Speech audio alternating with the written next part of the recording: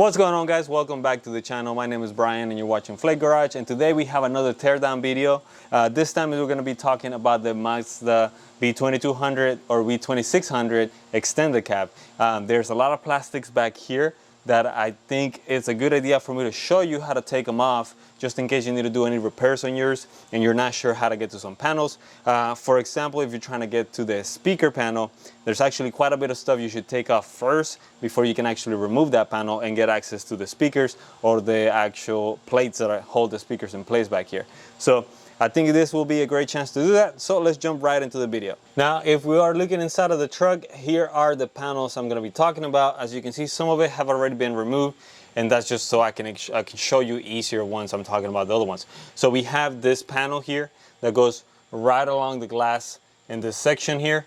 That one is basically held in place by four. You can have one here, another one, two in the center, and another one on the edge. They're just 4 Phillips screws. They're hidden behind some small plastic caps, so you will have to use some kind of flathead or a trim removal tool to take those caps off, and then you'll have access to our 4 bolts on there. So take those out, put them up to the side.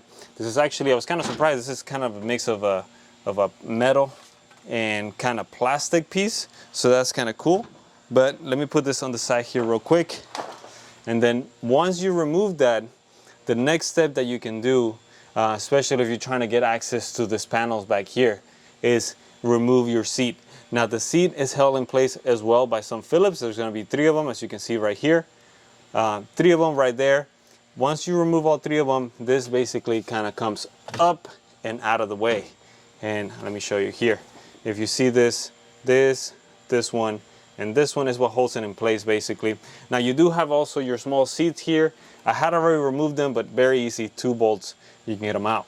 Now, once you have removed that top piece and kind of the back rest here, we can now move on to removing either this top panel or this bottom one. But you cannot get to the bottom one, or basically you cannot remove the bottom one without partially removing the top one. Now you can try to just basically prop it from the bottom. So try to prop it right here. It's held in place with some clips on some points, or you can try to remove the whole thing like I have on this side. Now this is a little more tricky. So basically what you're gonna have is, you are gonna have, let me move here a little bit closer so I can show you guys. So what you're gonna have is gonna be 1 Phillips there, 1 Phillips there, and then another one behind this little cap right there. So once you take those 3 out, you can then move into opening the glass, because right behind there, let me get a little bit closer, right behind there you're gonna have 2 more Phillips right there, and then this caps also just kind of pop off, as you can see here.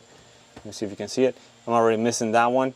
So this plastic piece is held in place by this metal that basically allows the window to open.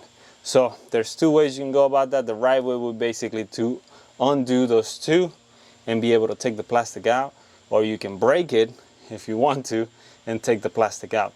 They're in there with some Phillips screws. Now I have found that they're very easy to strip, so that's what I'm saying, that you might have to basically break it if they basically strip. But once you get those 2 out, then the next, you can take this cover down, and then you're gonna have a 17mm bolt. Once you take that one down and you have removed this part, this is basically ready to come out. Now there is a couple extra clips, and let me show you on this side so it'll be a little bit easier. You have 1 here, 1 here, and 1 here. Those are kind of the push-in style. There are some along the line, the bottom here. Those are also push-in style, so hopefully they come off easily for you. And as you can see, we have 2 more here on the top. So that's also what's holding it in place. Once you pop that out, you can take this whole piece out. Let me show you over here. So here I have the piece completely out. And some of them are broken on mine. I mean, it's a parts truck. Some of them came off fine.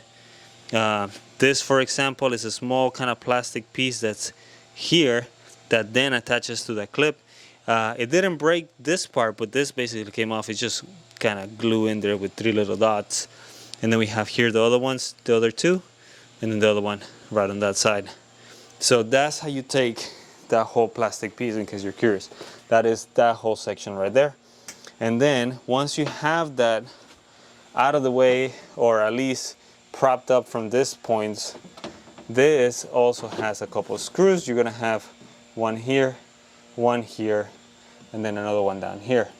You also have some along this side, and it's gonna be 3 of them. You have one there, and one on the bottom.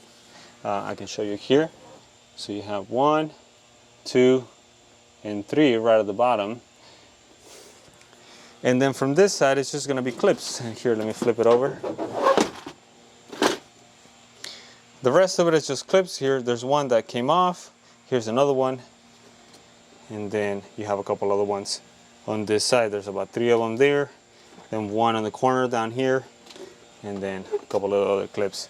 So once you have that out of the way, you can just put it to the side here. Let me set it down. And now you have full, complete access to the speaker panel or anything else back here. If you need to remove this one, if you really need to, it's a bunch of little Phillips screws all along. And then you can remove that panel as well. And same thing with the bottom one. I believe it's just about 5 all along the bottom here that you have to remove, and you can get access to that as well. Outside of that, you basically have removed all the plastic panels back here. So that should be basically all you need. So there you have it, guys. Just a quick little video on how to remove that trim on your extended cab. Hopefully it helps some of y'all if you're thinking of not too sure what you need to remove, or you don't want to break anything. This way you'll see it beforehand and have an attack plan, hopefully, for whatever you need to do back there. So again, my name is Brian. Thank you so much, guys, for watching Flake Garage. If you think this video is helpful for you, don't forget to leave a like or hit the subscribe button if you want to be up to date with what we're doing. And again, thank you so much, and we'll see you guys on the next time. Bye.